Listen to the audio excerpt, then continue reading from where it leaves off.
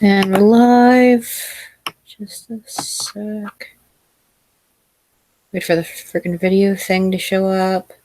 Mute it. Alright. And hello. People are late. People are so late. And it looks like no one's here yet. Hopefully that changes in a bit. Sorry for starting this about 5 minutes late. Ugh. Am I going to have to be by myself this time or no? I thought Thirsty Fox was going to join.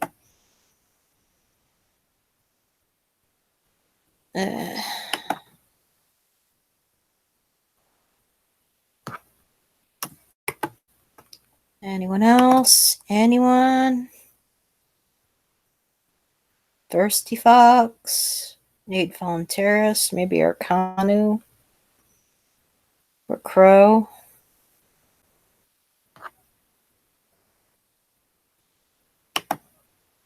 And I got some interesting topics to go over.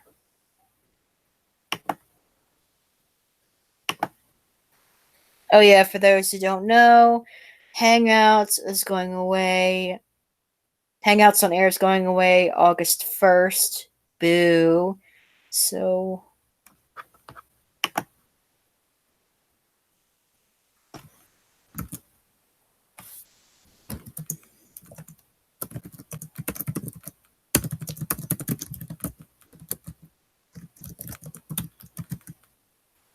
all right.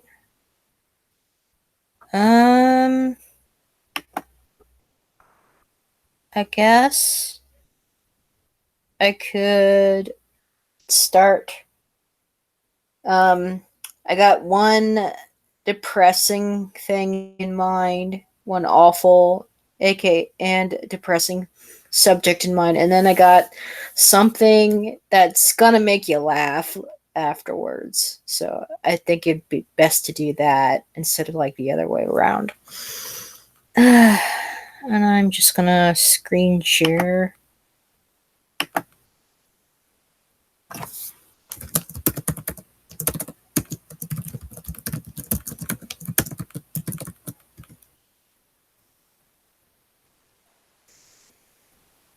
Zons is messaging me on Discord right now.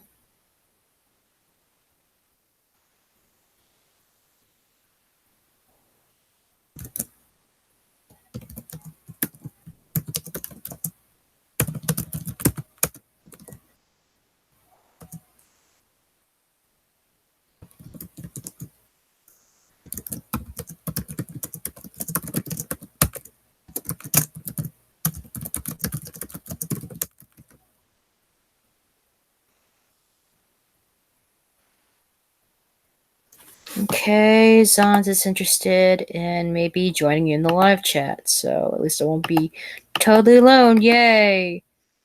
Alright.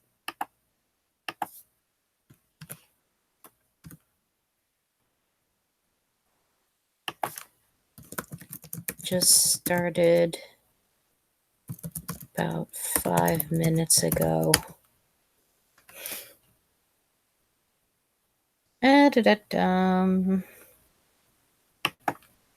And now, I guess I'll open up the screen share here.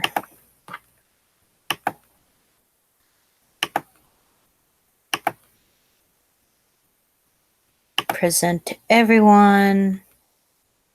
Get rid of the Inception. Hide that. The Child Kidnapping Services, CPS. That's what this first topic is going to be about. After watching Essos and Heretics collab, and, I just got inspired to just want to talk about it. I mean, that poor couple, the mom who was forced to have a C-section surgery, and not long after that, the baby was taken away from both parents by child kidnapping services, and the foster parents have been treating this baby rather horribly. At 8 weeks, they left her in a daycare, and the baby got sick. Really sick. Yeah, so. This one is from earlier on this year. After the hotline call, it's too easy for innocent parents to get caught up in the child kidnapping system. Get it right. It's not protection, it's kidnapping. And too difficult to get out unscathed. Jacob Widener spent the first 12 days of his life on a ventilator in the neonatal intensive care unit at OSF Healthcare Children's Hospital of Illinois in that area. I'm just not going to bother with names. I don't want to butcher it. He was diagnosed with meningitis. And what is meningitis? I'm going to look that up really quick. I don't remember hearing about it. Meningitis.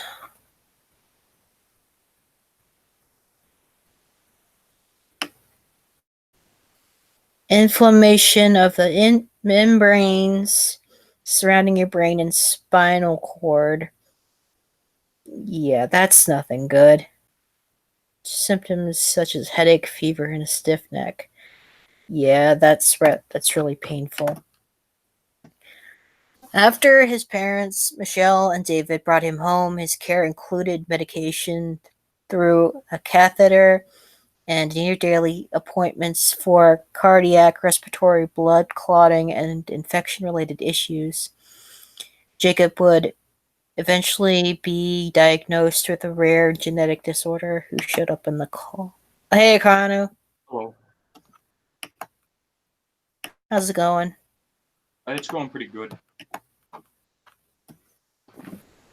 Yeah, so I just started going over this article from back in January of this year in relation to the child kidnapping services.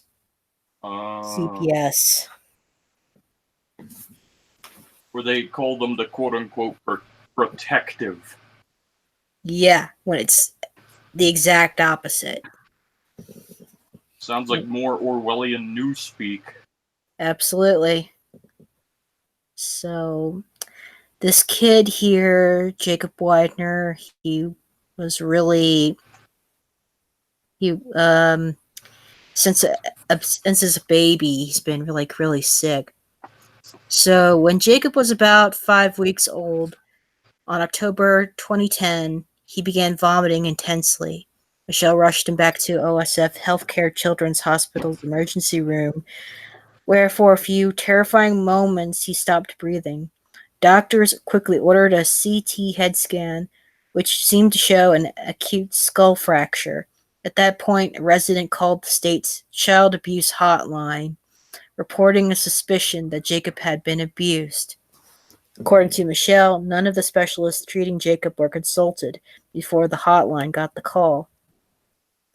Michelle eventually reached out to the Family Defense Center, a group the writer founded and led for information and advice.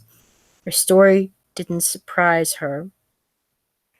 She had been working with parents suspected of abuse for many years and offers experience because it encapsulates many of the problems the writer has seen and suggests some of the ways which they may be remedied. Michelle's story wouldn't come as a surprise to anyone who works in pediatric healthcare either. In keeping with federal law that first passed in 1974, doctors and many other healthcare professionals are required to report this reasonably suspected child abuse to a state-designated authority. Yeah, that's a big mistake there. Yeah. How old was the kid when they found the skull fracture? 5 weeks old. Well, his skull was probably still rather soft. He could have injured himself. Yeah. So it is up to the states to define abuse, another big mistake there, and the level of suspicion required for reporting. Direct who must report abuse, establish procedures for the investigation of calls, which may involve law enforcement as well as child kidnapping authorities, and set the penalties for failure to report and establish the consequences of finding of abuse or neglect. Lawmakers set up the system with the best intentions. No. The goal is to protect abused children, save lives. Well, nope. Not according to CPS. But one result of pervasive pressure and reinforced with potential civil and criminal penalties for non-reporting is a skyrocketing number of hotline calls. According to a 2016 report, 7.4 million children came to the attention of child abuse hotlines in a single year. In Illinois, last fiscal year, 77,422 families were investigated, but only 20,023 complaints were substantiated. And for the families subjected to unfounded complaints, the harms can be very real. Hotline reporters generally do not fret over the potential impact of their calls on the accused. They reasonably suspect CPS authorities to competently investigate each case and accurately assign blame. To some, an occasional misplaced allegation is acceptable collateral damage in the fight against a terrible crime, but as the story of Widener's reveals, it's rather easy for innocent people to get caught up in the system, all too difficult to get out of it unscathed.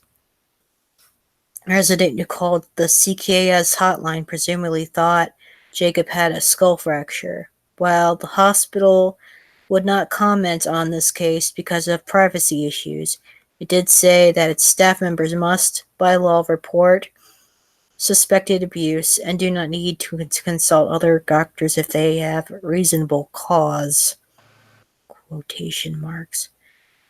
Child abuse was one possible cause of Jacob's reported skull fracture, but not a particularly likely one. Jacob had no bruises or other noticeable signs of maltreatment associated with abuse.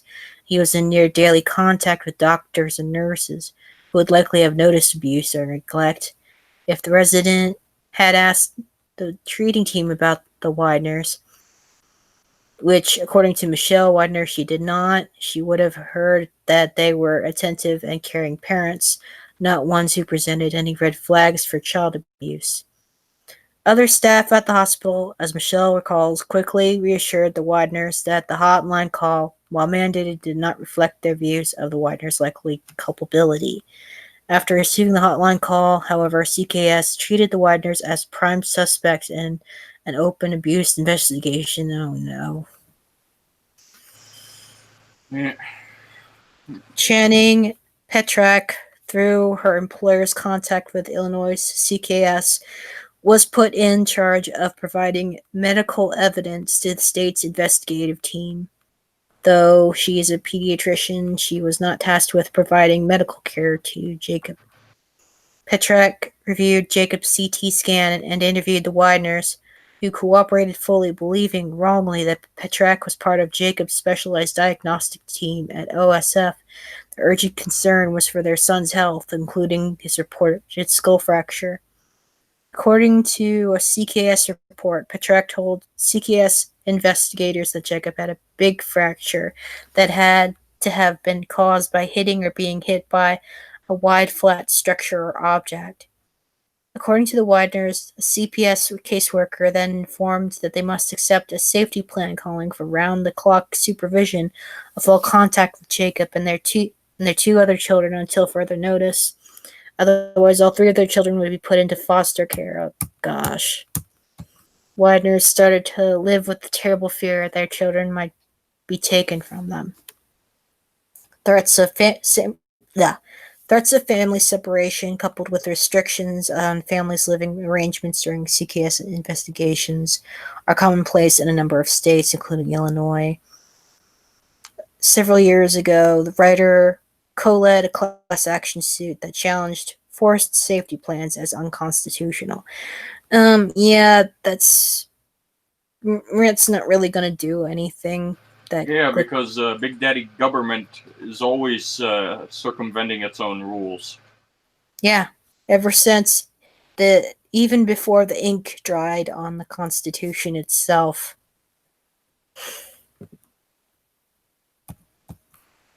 The state hasn't been caring about what's fair and what's just, as long as it's more power for them. It's been that way for centuries.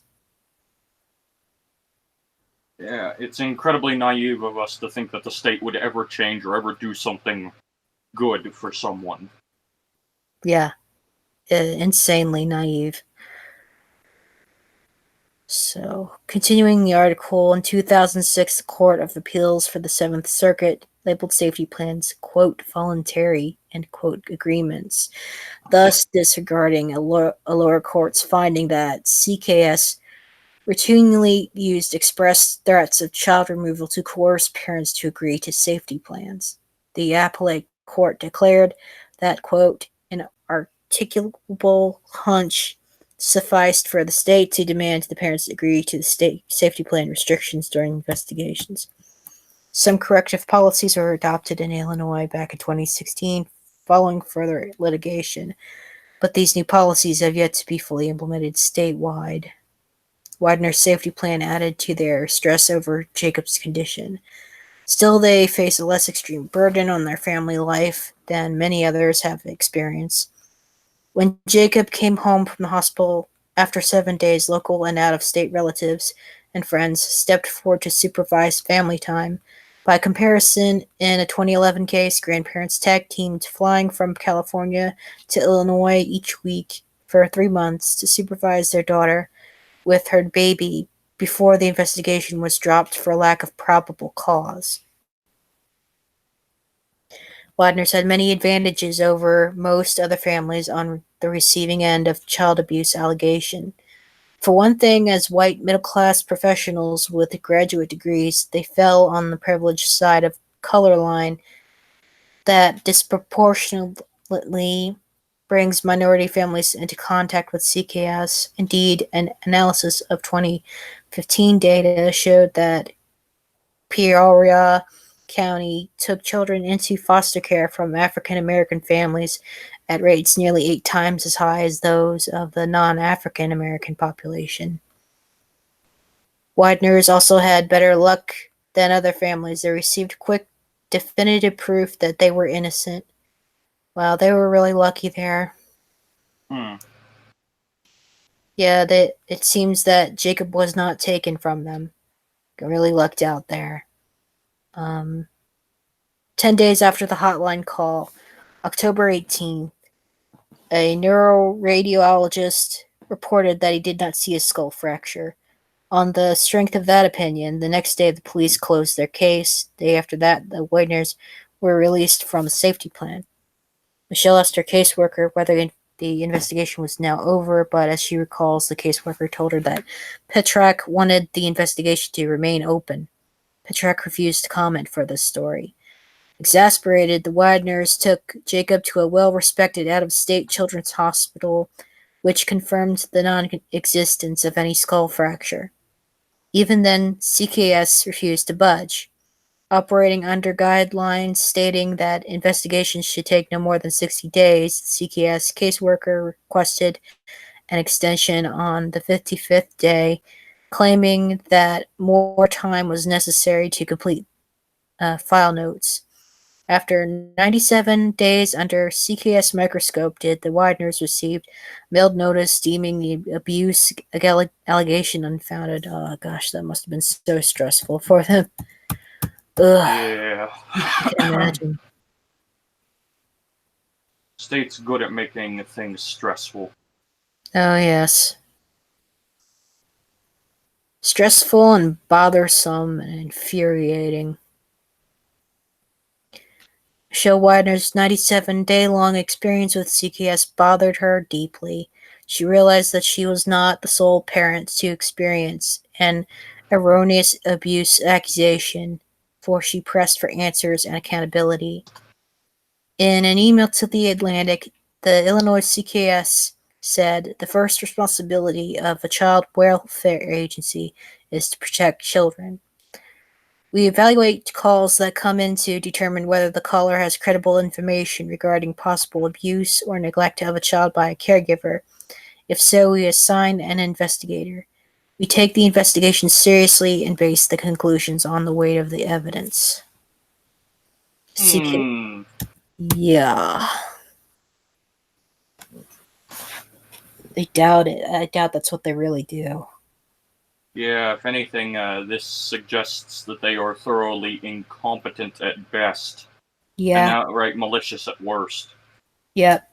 Tell me lies, tell me sweet little lies. CKS elaborated, it is understandable that some parents feel our intervention was unfair, maybe even just unjustified. Any questioning about what is happening in the privacy of the home is intrusive and disturbing, especially when it's about harm to a child. If this case happened as you described it, with a doctor's mistaken reading of an x-ray, and CKS took longer than it seems reasonable to complete the paperwork, I understand the parents' frustration. Nothing I can say is likely to change their view, including consideration of other factors that may have been involved in the completion of the investigation. But the parents clearly were listened to in the investigation and produced additional fact-finding. Our investigation came to the right conclusion, exonerating the parents. As the writer mentioned, Michelle reached out to her for information, eager to better understand the operation of the child welfare system. 2005, founded till 2017, directed legal advocacy at the Family Defense Center in Chicago. By 2011, when the writer first met Michelle, she had represented dozens of families who had faced similar problems, often the result of a system remarkably lacking in checks and balances. Well, no duh.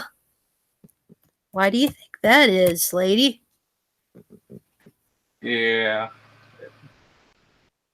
It's like, oh, it couldn't be the state being a polished turd, could it? No, it's clearly the fault of something else. The writer had seen doctors work hand in glove with CKS to decide the merits of hotline calls that their own hospitals had placed the recipe for confirmation bias.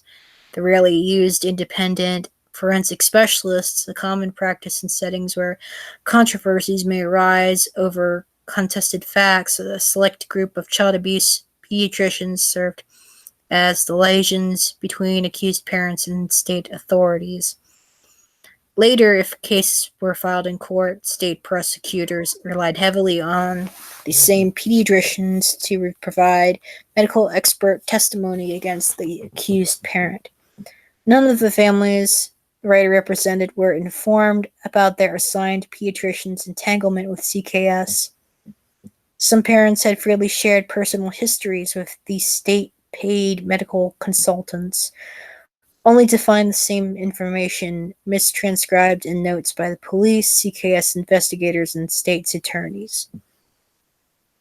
Treatment of families such as the Wideners raises serious questions about whether the system runs contrary to the American Medical Association's codified ethics standards.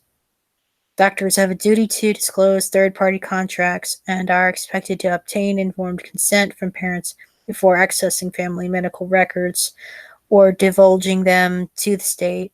Well, but that never happens. Just look at what's been happening with the education system. Exactly.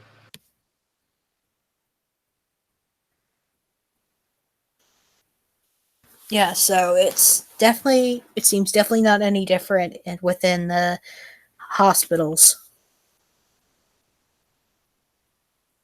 So over and over again, parents told the writer that they felt blindsided, never received an apology. Jacob Widener was eventually diagnosed with a rare genetic disorder, pseudohypoaldosteronism. What is that anyway? Pseudohypoaldosteronism. Yeah. I successfully treated. Hmm? I'm just wondering how they can successfully treat a genetic disorder. That would, well, to cure it, that would require genetic engineering, but not to alleviate the effects.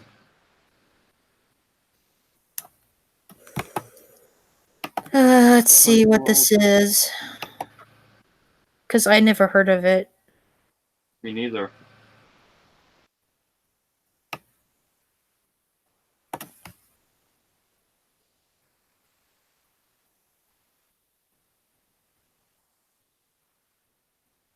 Oh, looks like a kidney problem.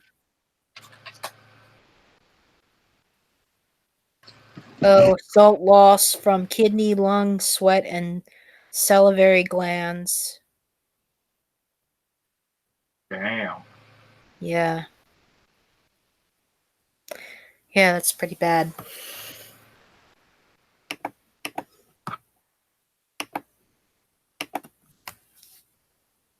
And his unusual condition was successfully treated by age of 2. Well, that's damn lucky. The Wideners viewed the child abuse allegation against them as a stress that nearly broke them at their most vulnerable time as they sought medical answers for their fragile son. In March 2011, Michelle Widener went to a local newspaper with her story, and phone calls started coming in. Other families in central Illinois sought her help in defending themselves from the sort of allegation that her family had fended off. In January of 2018, she helped found the Family Justice Resource Center, and the writer is its board president. 5 of the 8 board members are Illinois CKS exonerees. To date this year, Michelle Widener has helped more than 25 families respond to medically based CKS hotline calls. She's not the only parent who's been spurred to action by contact with CKS. In 2013, a group of mothers from several states, each of whose families had been wrongly accused of causing bone fractures in their children, created an international advocacy organization called Fractured Families. Members of the group recently mounted a successful legislative campaign for fair, independent medical assessments in Texas, culminating in the 2017 enactment of a medical review law. It created a new state system for second or third expert opinions in cases where a medical condition might provide an alternative to a conclusion of child abuse. Despite the passage of this new law, however, one Texas couple who had a premature infant in March got no help from the state in securing the available neutral medical review. Not surprised. Mm-hmm. During an April visit to a hospital in Austin to treat the infant's viral bronchitis, I think it's bronchiolitis.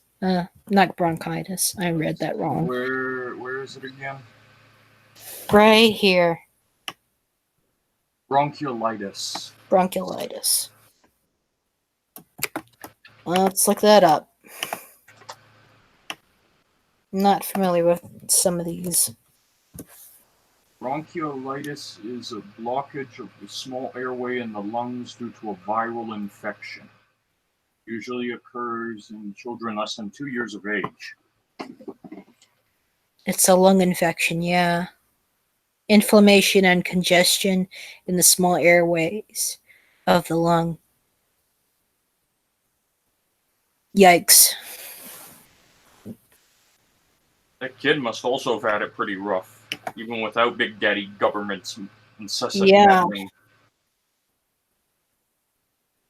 After detecting a second possible rib fracture, Texas CPS authorities demanded that the family abide by a restrictive safety plan. Uh-oh. Parents in turn pointed out that the features were quite possibly the result of birth trauma or potential genetic condition, asked the state for an independent evaluation, but the request was denied. Oh, gosh, that's painful. Yeah.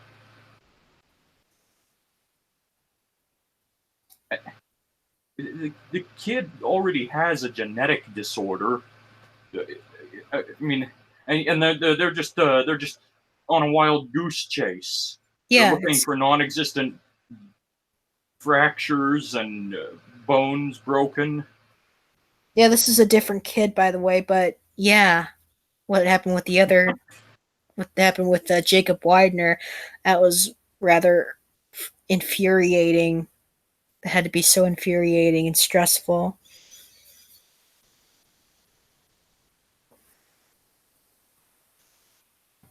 And the writer says that the CKS system needs some sensible checks to protect the innocent. That's never going to happen.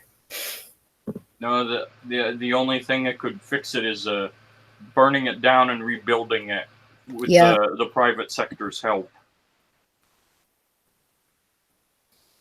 I mean, realistically, I don't see why the private sector couldn't do it. Yeah, It's I not know, like right? it's not like everyone in the private sector is devoid of compassion. No, that's definitely not it. Not true, right? Yep.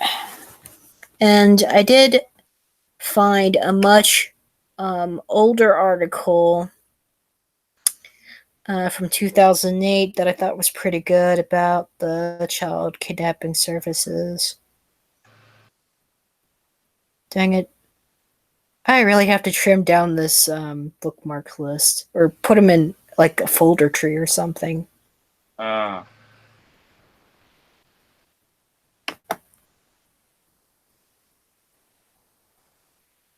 Here we go.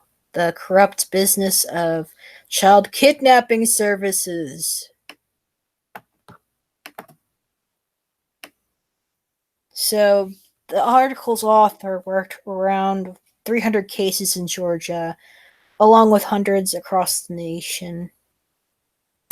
She her conclusion is there is no responsibility and no accountability in child protective services. So I'm just going to leave a link to this right here. I'm not going to really go over this whole thing. But I did look over it and it's really heartbreaking, but I'll just skim right down here to what the writer has concluded. Poor parents very often are targeted to lose their children because they do not have the wherewithal to hire lawyers to fight the system. Being poor does not mean you are not a good parent, or that you do not love your child, or that your child should be removed and placed with strangers. All parents are capable of making mistakes, and that making a mistake does not mean your children are to be removed from the home.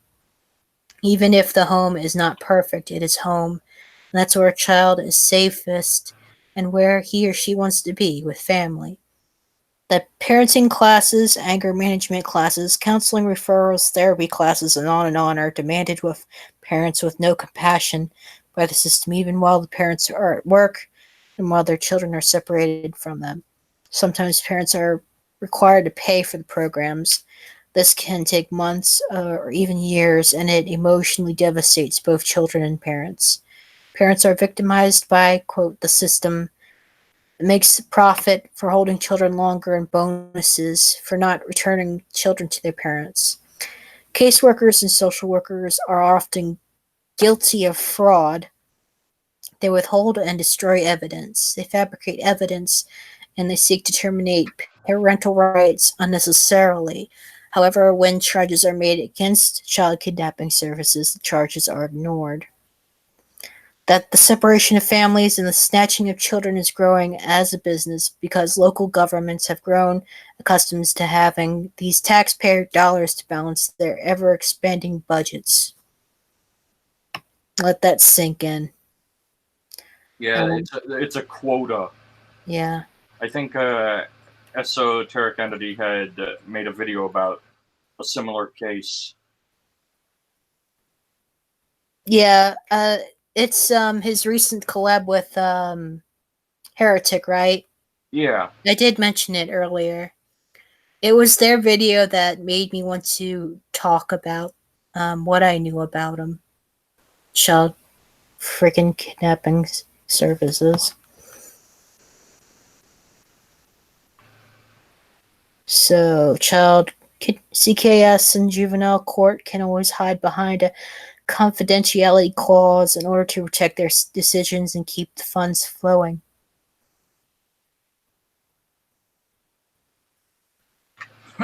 Indeed. Yep. Ugh.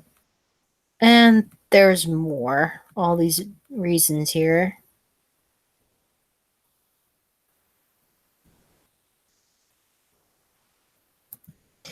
Yep, so I will definitely leave a link here because it's a very good article here.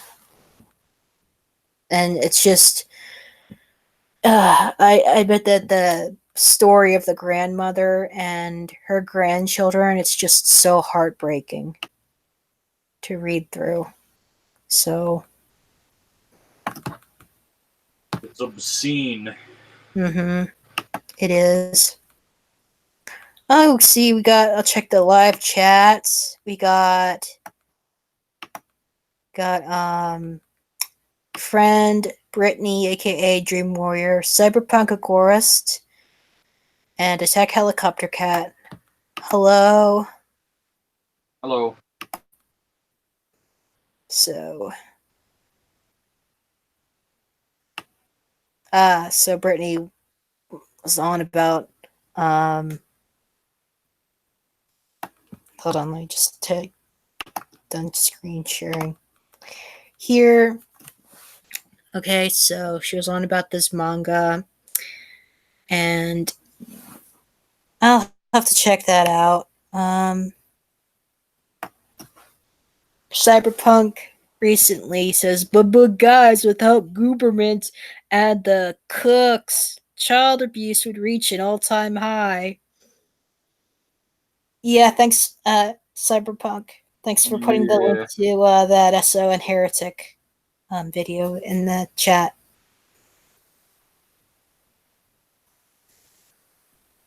Oh yeah, and I do recall this one guy that I found on YouTube who was a former CKS investigator. Let me see if I can find him. In fact, I might have bookmarked one of his videos. His name is Carlos Mendez. I know I got his first name right. And the guy is a libertarian. I think he was to begin with. And he thought that Child Protective Services was a good thing. Here we go. Carlos Morales. And he has done videos about the CKS.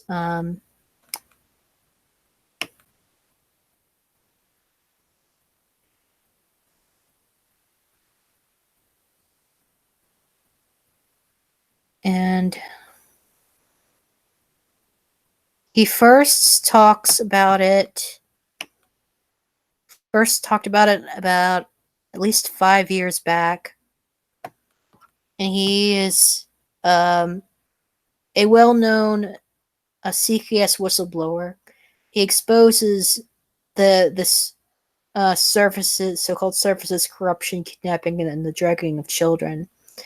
And I know this guy has also spoken at one of the anarchist conventions known as Porkfest. So I will leave a link in the live chat. So really check him out. Definitely interesting.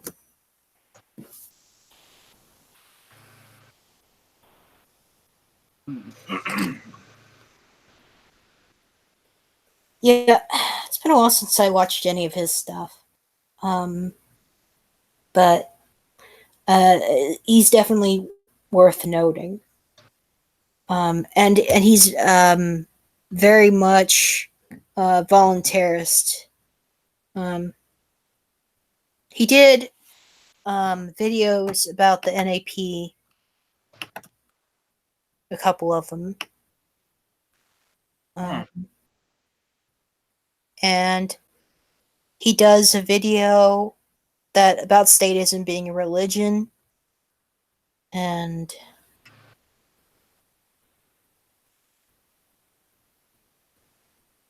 yep.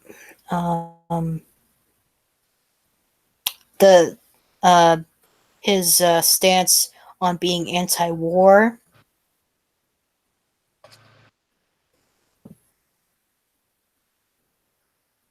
Interesting. And one video that's titled "States Dictating Who Can Be Parents."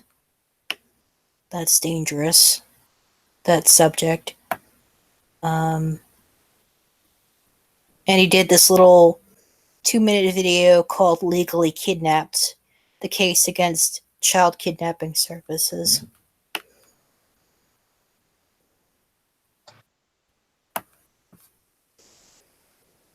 That's pretty much all that can be said for this topic, and it's plenty to look at.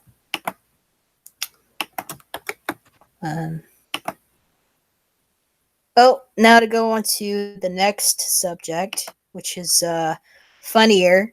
Who by now has seen Madonna's newest music video called "God Control"? I haven't. It is, the short of it, it is gun control propaganda in a music video. Figures. Yeah. And she gets of course, she's on the side of the March for Our Lives crowds and those stupid kids who claim to be experts on gun violence after surviving so-called mass shooting. and I know I did see a image in the music video that flashed across the screen that was like anti-NRA, as if NRA is not for gun control when they are.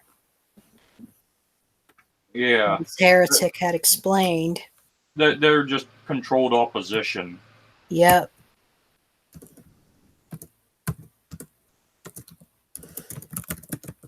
And to me, the funniest thing in her video was how she goes on in her song about guns and shootings, and does this dramatic replay of what had been reported in the Pulse nightclub shooting. After, like, in the middle of that, there's Madonna smoking a cigarette. So she bitches and whines about guns, but not about smoking. That how smoking can be so harmful and even fatal. Indeed. He's a hypocrite.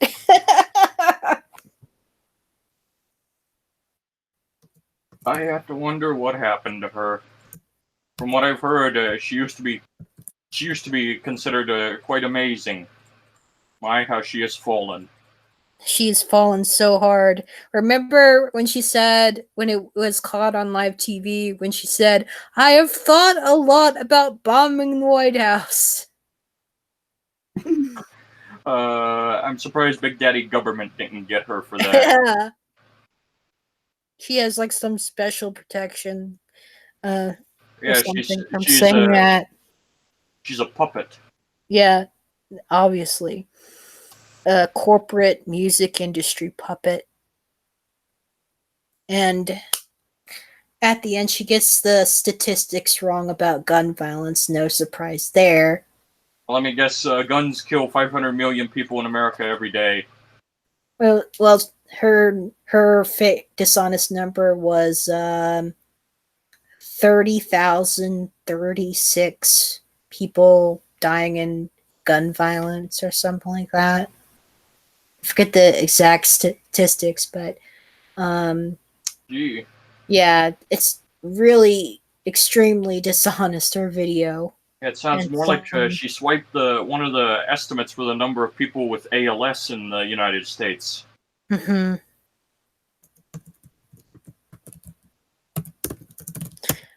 Yeah, and I actually think people are more likely to have a predisposition towards ALS or get ALS than they are to be murdered by someone with a gun. What does ALS stand for? Amyotrophic lateral sclerosis. What is that? The death of motor neurons in both the spinal cord and the brain.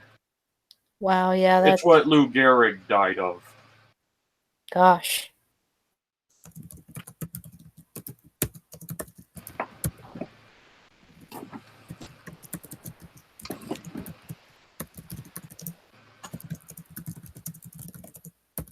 But yeah, Madonna's incorrect statistic just brought that to mind. Yeah, Madonna really should write that sequel to her song "I'm So Stupid," titled "I'm Still Stupid." At least have that in the lyrics. Yes, and yes, she actually did a song called "I'm So Stupid." Oh, the irony. Yeah, the irony is so loud there.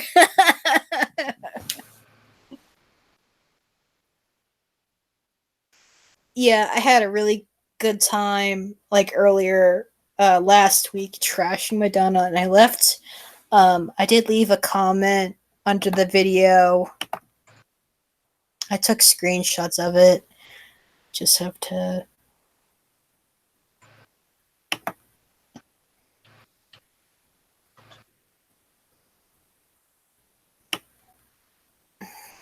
All right. Here we go. So I commented at to start with. So when is she going to write the sequel to her song "I'm So Stupid"?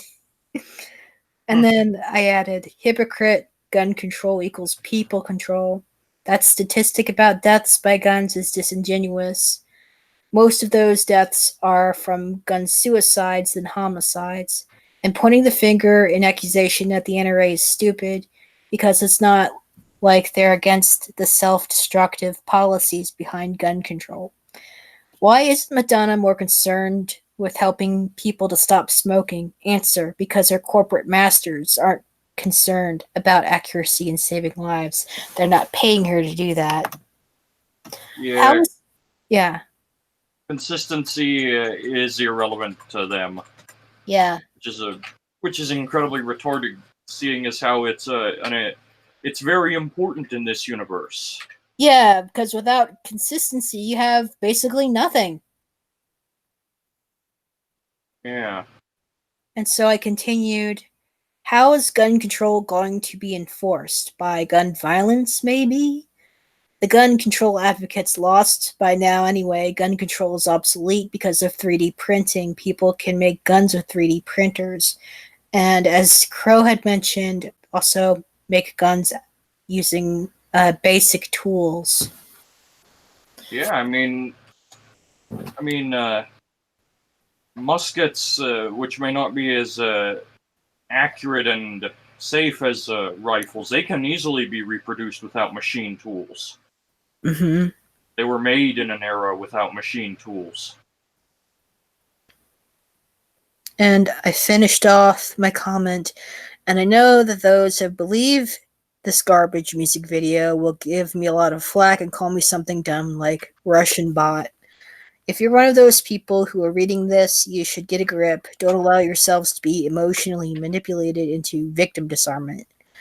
Look at the real statistics and look at the statistics of those who die from smoking, and even those who die from car accidents. Do that rather than get triggered. End of comment.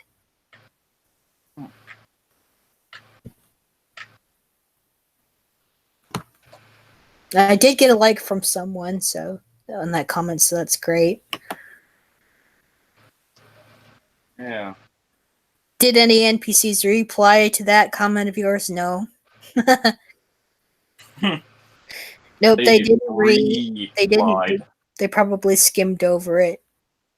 Or maybe they actually got curious, but that's less likely since they don't have the mentality to go look something up and to go think for themselves, which is why they're called NPCs. Yeah, they just parrot whatever someone tells them to. When do we want it? System dot, I think, print dot out. I don't know. I saw a meme once where it was showing the NPCs as being scripted by what looked like JavaScript. Yeah. Cyberpunk Agorist in live chat had said, "How much do you want to bet that music video was filmed under the protection of private security?"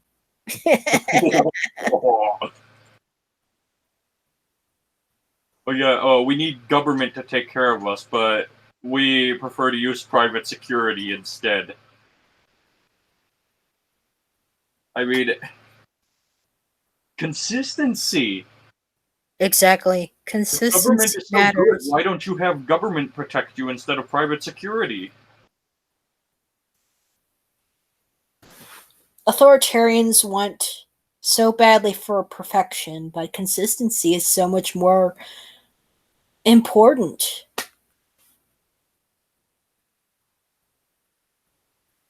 Which is why authoritarianism is it's a very utopian to dystopian in mind.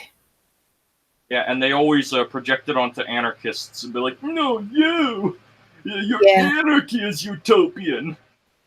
Yep, that happens all too often. I remember I had one moron. He kept doing the appeals to both history and human nature, and I'm here thinking, well, humans will always do what is in their best interest to do, and if that happens to be helping someone, then they're gonna do it.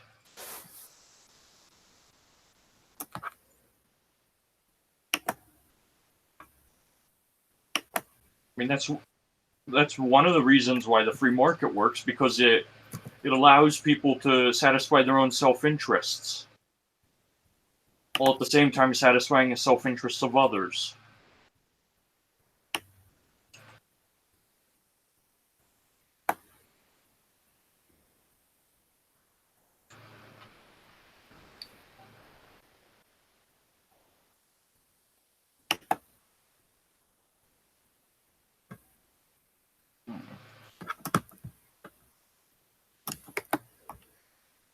And in a minute, just for funsies, I will screen share the lyrics to her song, I'm So Stupid.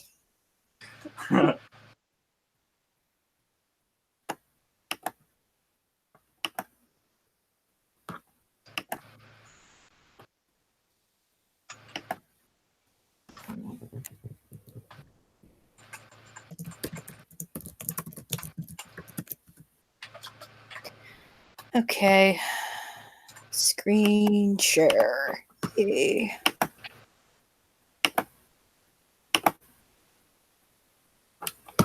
Present everyone. Hide. Here it is. because I used to live in a fuzzy dream, and I wanted to be like all the pretty people. I'm so stupid because I used to live in a fuzzy dream. I used to believe in the pretty pictures that were all around me, but now I know for sure that I was stupid. Please don't try to tempt me. It was just greed and it won't protect me. Don't want my dreams adding up to nothing. I was just looking for it. Everybody's looking for something. I'm so stupid because I used to live in a tiny bubble. I think she still does live in a tiny bubble. Yeah. Wanted to be like all the pretty people. I know for sure I was stupider than stupid. Still stupider than stupid. Yeah. The irony is just over 9,000. Yeah. Over 9,000. It's like she prophesied that she was gonna be a retard. Oh yeah, hey everyone, I'm gonna be a retard. Yeah, hey Madonna, that's not something to be proud of. Yeah. Nope, not at all. Cyberpunk agorist comments, well, maybe she was being protected by state security, but my point was that she wants to be protected by guns while wanting us peasants to be disarmed. And about the song I shared, he says, "Yep, that song sure does describe Madonna to a T. All right, yeah." And it makes me think, you know, even Marx was against gun control. Yeah. And when like the daddy of all those communist soy boys nowadays, when he's against gun control, you know there's something wrong. Yeah. Definitely.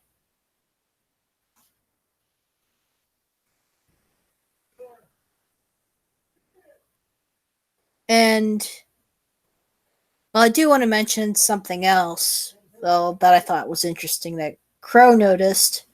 I had replied to a status who was trying to take a dig at Tom Woods and what he said about the social contract. And he was saying, well, your actions might not match with your words. And I did point out that anarchists are the hard nosed realists, and while statists are the starry eyed dreamers that don't have a firm grip on reality. And It was stolen from them. yeah, and he did, and in reply, this Juan Galt guy, who was a former attorney, by the way, and he's just pathetic. And he said, well, it might be true if that's all pure conjecture. And I did list. Well, he says, well, there are no modern anarchist societies out in the wilderness. I did list him a few examples of modern anarchist societies that have been in development, including the Free State Project in New Hampshire and Liberstad in Norway. Yet that comment, Crow noticed he didn't see it, but I could still see it. So I think my comment might have been shadow banned by YouTube. Figures. Yep. Yeah, they want I mean, if anarchists are retarded, then why don't they let us try out our ideas? Why are they so scared? Yeah. Irrational. This isn't like how I'm scared of morons. This is like, I mean, it's an idea. Ideas cannot hurt you directly. No. They can only be beneficial if there isn't any violence involved. So, irrational fear is a mind killer. That's basically what I have to say about that.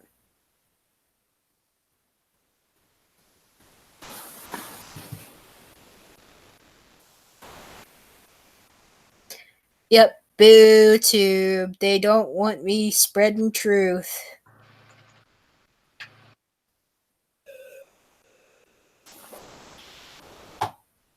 I do it anyway. Yeah. Yep, so if Crow can't see that comment and only I can, then probably John Galt can't see it. I looked to see if he had like Twitter or something, but no. Baffling. Yeah. I know that I first heard of him from the Brian's High Impact Flicks server, so if I ever happen to see him, I will send the screenshot I took of that I shared on my Twitter about the modern anarchist societies.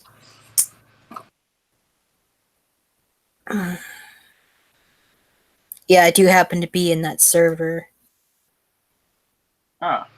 Yeah. I wonder if he's still there. I know what his icon looks like. It looks like a gold dollar sign.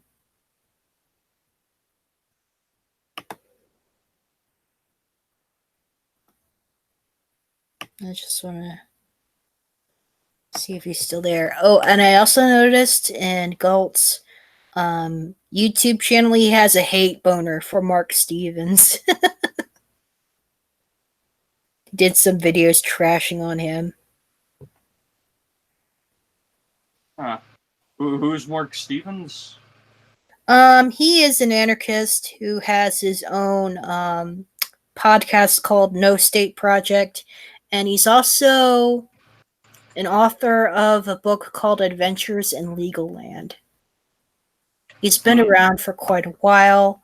I do have a really fantastic quote by him that I will read in a sec.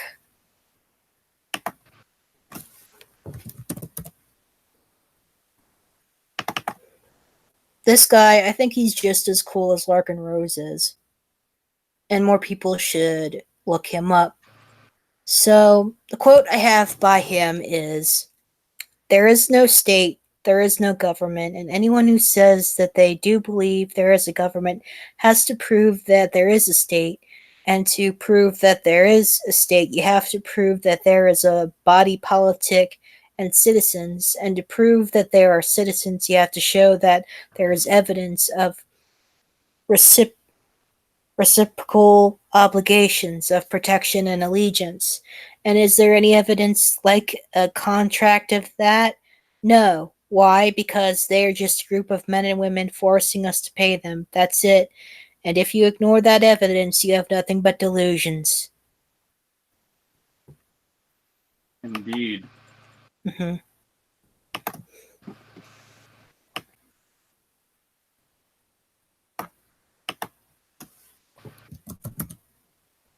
Yep. Yep, he's still in Brian's High Impact Flicks Center. And it looks like... Yeah, and he calls himself a legal badass. What? Yeah, John Galt, legal badass. That's what the nickname reads. The guy's delusional. He's hilarious. Yeah, it is.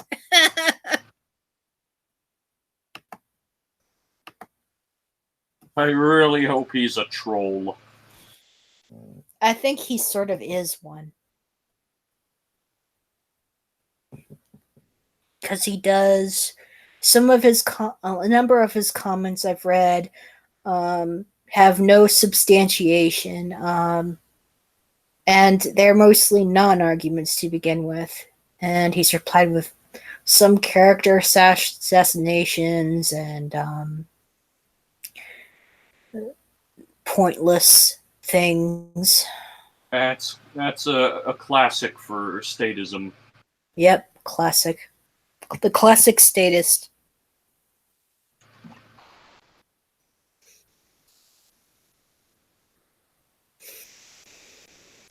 Is there any topic in mind that you'd like to share? Because I think I've went over all that I wanted to bring up. Unfortunately, my mind's drawn a blank. Mm.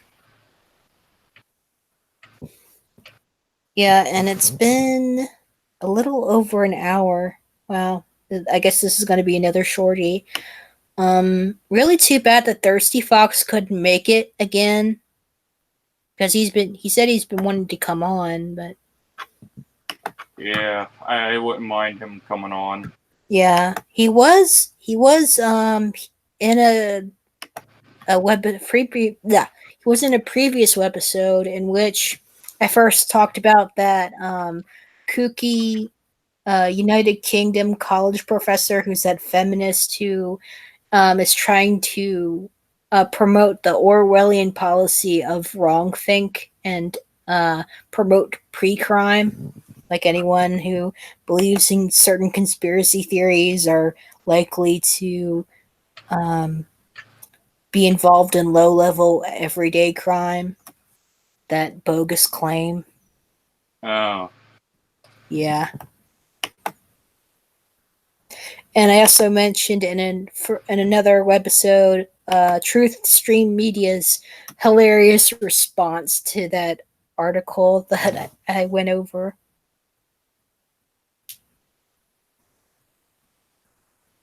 Cyberpunk Agorist says, on the subject of gun monopolization, have any of you seen Postal Cat's recent video? Are you the one? Are you talking about the latest episode of Gun Grabbers Say the Darndest Things with Yeah. the really cringy movie trailers? All the little things we kill. I guess that's what it's called. Jeez, so much cringe. Yeah. Indeed. I even got around to seeing the one before that about the Betsy rioters. Yeah, I mean, I had never heard of them. Me neither, not until I saw that video. And I haven't even seen that one video with those poor brainwashed kids saying, come on, respect authority." Oh my god. It's sick. Yeah, it is. Those poor brainwashed kids. And this is from a church group, by the way. Oh, A very statist church group, no doubt about it. hell no. Yeah. Yeah, I unfortunately found the original video, the whole music video of that thing. Like, oh my gosh. But I like the remix of it, though. The actual reality of it to the cringy kids song. And that's more bearable to watch. Yeah, I mean,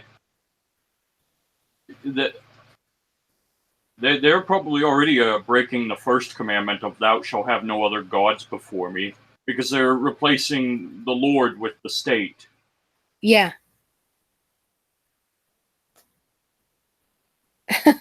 And And they "Thou shalt conflate. not have any idols. Thou shalt not worship any idols." That would be the flag.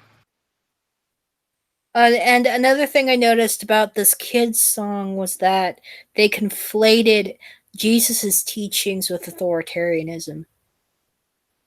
That's incredibly dishonest. Indeed. Yeah.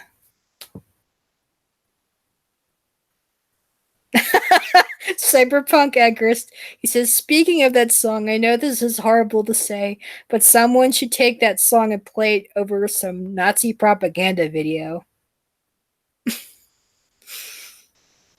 He's not wrong. No, you're not wrong there.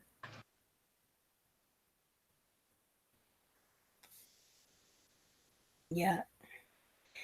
Yeah, if that song were on a CD, it would be called "Now That's What I Call Brainwashing" or Kids Bop Authoritarian Edition.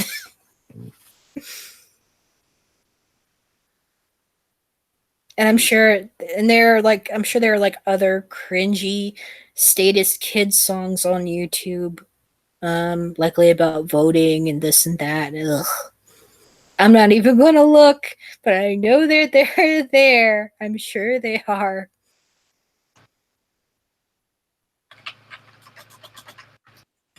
It would be so funny if someone could do like a Tim Hawkins impersonation of that called "Now That's What I Call uh brainwashing." Have you heard that skit which he did about Kids Rock, in which had like kids songs, lyrics of kids songs, um, rearranged to like more modern songs, the melodies of more modern songs? I don't believe I have. Oh, it's so funny. Like, um, he did like a horrible Alanis Morissette song, and did a song about three blind mice, and Nickelback singing about Humpty Dumpty and poor old Humpty Dumpty, won't you please help this man? Yeah, I'm gonna have to share that song after the stream. Um, Cyberpunk Agorist, I know of that song. I actually know of that music video by Ministry. Ugh, that's horrible. And I remember watching S's um, uh, video review of it. It was through him in which I first found that music video. Yeah, that's cancer right there. Yeah, the I heard that the vocalist had too much meth.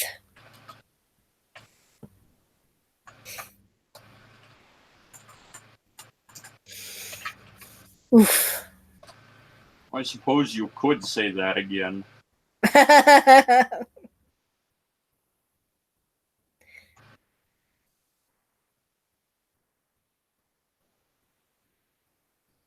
Yeah, yeah, it was awesome. Awesome response. And Eddie noticed that the lead singer had his arms crossed, like similar to how Mussolini had his arms crossed. That's really weird. I remember that part.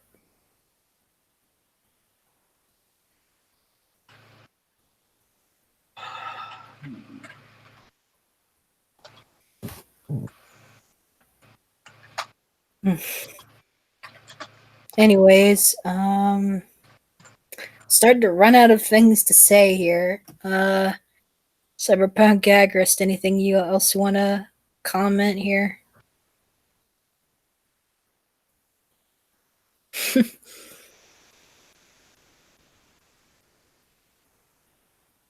Still thinking about hilarious skit.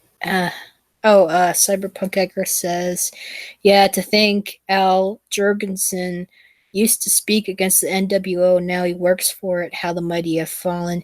Oh, yes.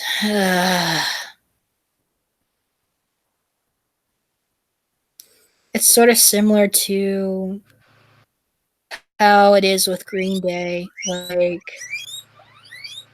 their album American Idiot, it's really good, but then sometime after it, I've noticed that Billy Joe Armstrong was a Bernie supporter, voted for Bernie Sanders. Ugh. Yeah, poser. Yeah, he's no doubt a socialist. Ugh.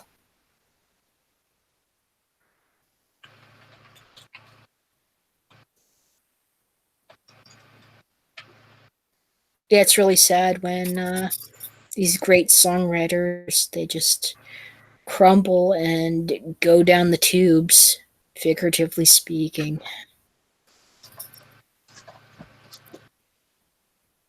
Well, then there's Madonna, who lost all her self-awareness. Yeah. Yep, Madonna, who recently lost her self-awareness. Yeah, she can't be consistent even to save her own life.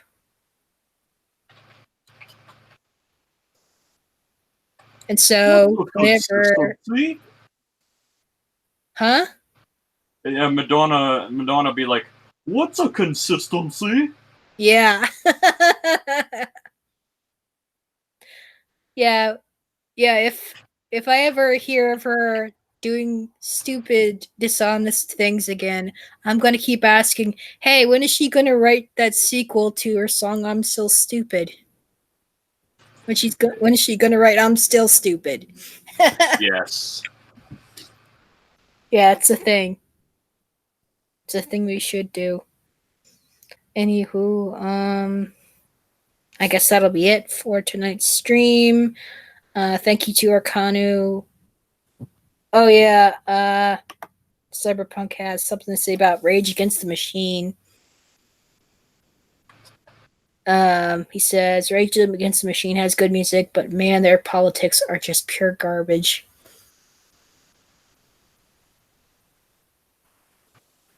Mm-hmm. Yep, I think I have seen that before. Not really a big fan of their music to begin with. Anyway, thank you to Arcanu for showing up in the call. Thank you to Brittany, Attack Helicopter Cat, and Cyberpunk Agorist for showing up in the chat. Marianne and Kappa Kitty, who is helping to take part in scratching the state out of existence. So, good night. Arcana, do you want to stay in the call to listen to a couple of songs? No, but I think I'll see you next time. Okay. Later. Thank you. Bye. Bye.